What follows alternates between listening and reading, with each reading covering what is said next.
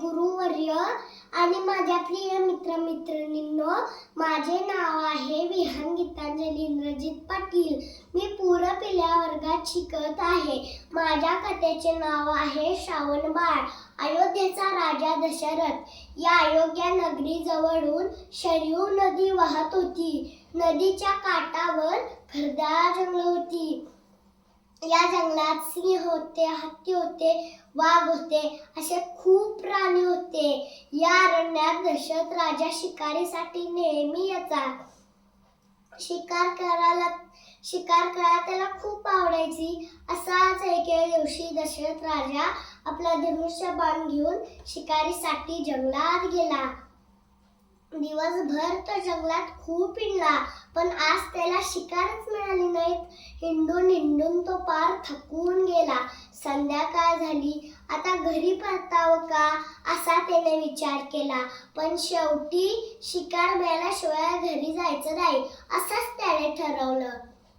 कारण घरी जाऊन तरी काय, राजाला 3 राण्या होत्या, पण मूलबाळ एकही नव्हतं. त्यामुळे तो सतत उदास, दुःखी असायचा. शिकारीला आल्यावर तेवढाच मनाला विरंगुळा.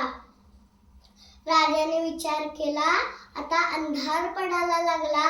राजाने विचार केला, या नदीच्या काठावरच्या या वडाच्या झाडावर चढून बसावं. रात्री सावच पाणी प्यायला येईल आणि शिकार नक्की मिळेल. झालं. झाडावर चढून राजा कोणी प्राणी येतोय का वाट पाहत बसला. थोडं कुठं खुट्ट वाजलं की राजा सावध व्हायचा. झाडांच्या बाणाचा खसखस आवाज झाला की धनुष्य सावरून बसायचा. कोणी प्राणी आले की काय म्हणून, पण कुठेच नाही. असा होता होता बराच वेळ गेला. मध्यरात्र उलटून गेली. या गर्दार जंगलात चंद्राचाही प्रकाश येत नव्हता. सगळीकडे अंधार बुडुप्प. इतक्यात बालो पासायची सळसळ झाली. राजाने कान टवकारले. पावलांचा आवाज येऊ लागला. पाण्याचा आवाज? हो, हा गुडगुड गुडगुड पाण्याचाच आवाज. नक्की कुणीतरी प्राणी पाणी पित आहे. राजाने झटकन धनुष्याने बाण लावला, दोरी खिचली आणि आळसच्या दिशेने जोरात बाण सोडला आणि आई ग, मेलो मेलो अशी किंचाळे ऐकू आली. दशरथाने ते शब्द ऐकले. बापरे, हा तर माणसाचा आवाज. झाडावरून तो झरझर खाली उतरला. जिकडून आवाज आला होता त्या ठिकाणी जाऊन पाहतो तर काय, एक लहान 15-16 वर्षाचा मुलगा नदीच्या काठी पडला होता आणि बाण त्याच्या छातीत घुसला होता. छातीतनं रक्त वाहत होतं. मुलगा विचारात तळमळत होता. जीवाच्या आकांतानं ओरडत होता. राजाला धक्काच बसला.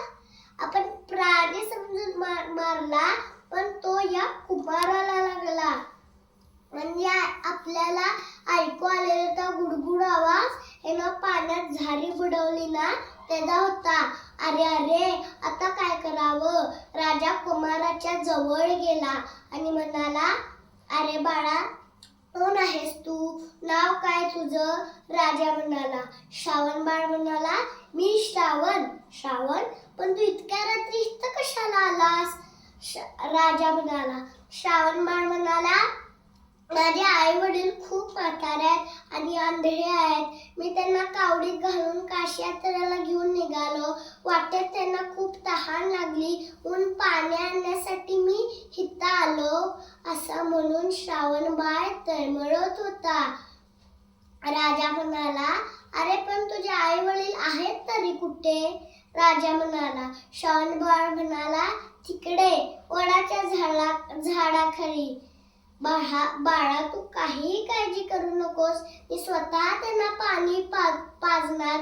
मला माहित नव्हतं की कुणी माणूस मध्ये काठी आला आहे. माझ्या हातून फार मोठी चूक झाली. मला क्षमा कर.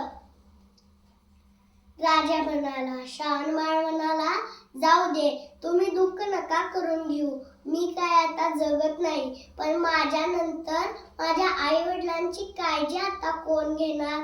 कोण त्यांना सांभाळणार?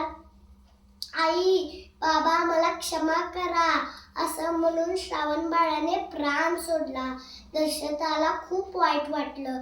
जड मनाने तो उठला. शेजारी पाण्याने भरून ठेवलेली झारी त्यानं घेतली आणि श्रावण बाळाच्या आई वडिलांपाशी तो आला. चावू लागताच वडील म्हणाले, अरे बाळा, वेळ का रे लागला? दमलास का रे बाळा? पाणी मिळालं की नाही? राजा काहीच बोलेना. बोलत का नाहीस? आमच्यावर रागवलास तरीही उत्तर नाही. वडील म्हणाले, तू बोलल्याशिवाय आम्ही पाणी पिणार नाही. असं ऐकून राजाला अगदी घरवरून आलं. राजा म्हणाला, महाराज, मी तुमचा श्रावण नाही, मी अयोध्येचा राजा दशरथ. हे पाणी आणले, घ्या. राजा म्हणाला. आई म्हणाली, तो श्रावण कुठे आहे? आईने विचारलं. राजाला न्यायला जाणं सांगावंच लागलं. राजा म्हणाला, तुमच्या श्रावण बाळाला माझ्या हातून चुकून बाण लागला. मला वाटला हा कुठे प्राण्याचाच आवाज. बाण लागला? हो. मला क्षमा करा. तो आता जिवंत नाही, पण शेवटी त्याने तुम्हाला पाणी द्यायला सांगितलं म्हणून मी आलो. जिवंत नाही, वडील पुकारले. या थकलेल्या आंधळ्या आईवडिलांवर दुःखाची कुऱ्हाड कोसळली. त्याने हंबरा फोडला. अरे श्रावण बाळा, अरे का रे आम्हाला टाकून गेलास? छांडाळा, तू मारलास त्याला. कास आमचा घात केलास? आमचा आधार का तोडलास? जा, तुझा धिक्कार असो. नको, आम्हाला तुझा हातचं पाणीही नको. आमचा बाळ गेला, आता आम्ही तरी कशाला जगू? श्रावण बाळाच्या आई वडिलांना शोक आवडेना. एवढा महापराक्रमी दशरथ राजा अगदी घरवरून गेला. श्रावण बाळाचे आई वडील पुढे म्हणाले, आमच्या बाळाच्या पाठोपाठ आम्हीही आता जाणार. पण लक्षात ठेव, तुला शाप आहे आमचा.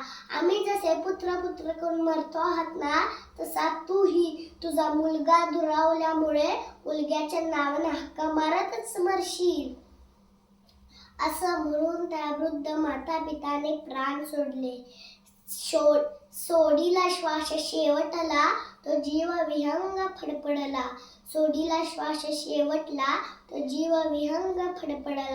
तनु पंजरी सोडून गेला. दशरथ राजा रडला धाई धाई. अर्करला ठाई ठाई. धन्यवाद.